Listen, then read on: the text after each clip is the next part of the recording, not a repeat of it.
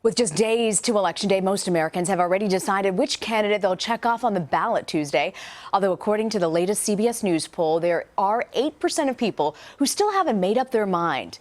Well, apparently, there is now a mobile app that might be able to help you make your choice. It's called Voter, and it's being billed as a Tinder for politics. Just like the dating app, users can swipe right or left based on campaign issues instead of potential love interests. And they're matched with the presidential candidate who aligns with their views. And here to talk about it is Voter's founder and creator, Hunter Scarborough. Hunter, how did you decide to come up with an app like this?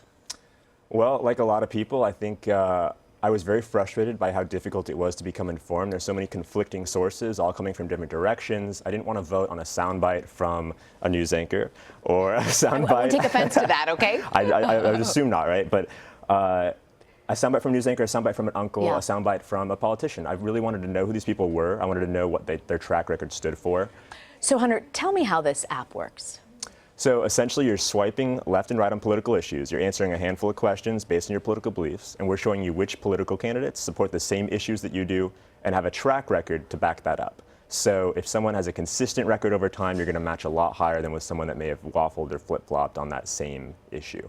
Now, you call this Tinder for politics because of the swiping left to right, but there is actually a person-to-person component to this. What's that? Correct. So you can actually see how you match with friends. Now, it's opt-in, so because politics is so sensitive, we don't want to just show your political beliefs to anyone. You have to basically say, yes, I'm okay with this being visible.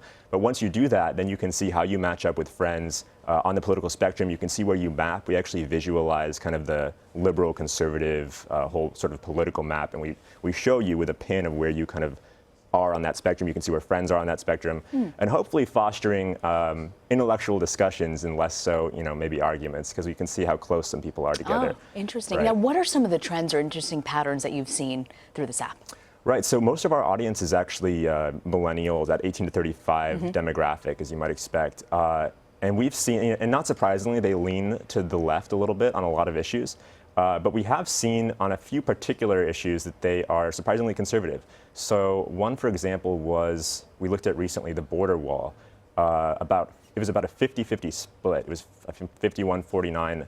Really? It was that close? That close, yeah. So I was a little surprised to see that, yeah. Are kind of divided on whether to create a wall. Exactly, yeah. And there were a couple issues in that same, some of them are vastly leaning one direction. For example, requiring body cameras on police officers. Yeah. Completely across the board, I think it's like an 80%, 85% support that, right? Wow. But other issues, we see this 50-50 split, the border wall.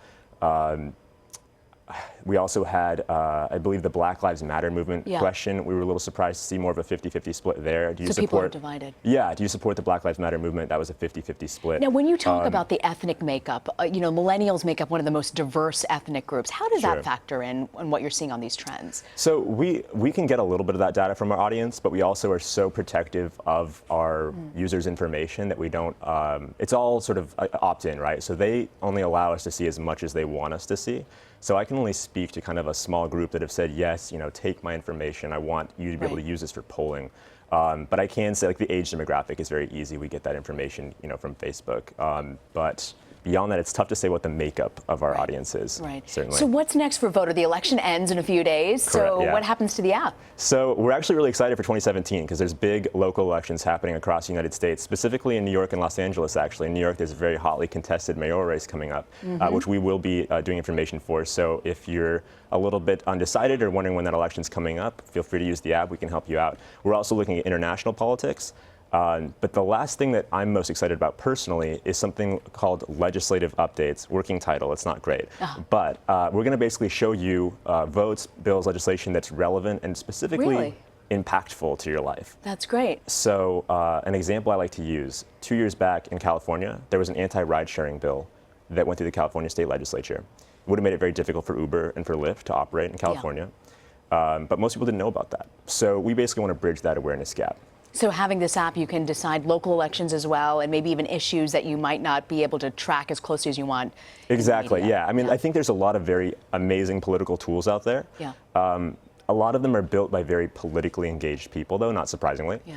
And I think some of them sometimes struggle to step outside of that perspective of being so politically engaged and realizing that most of the public doesn't necessarily have that time or patience for politics. And so that's what we're really trying to do, is build something for everyone.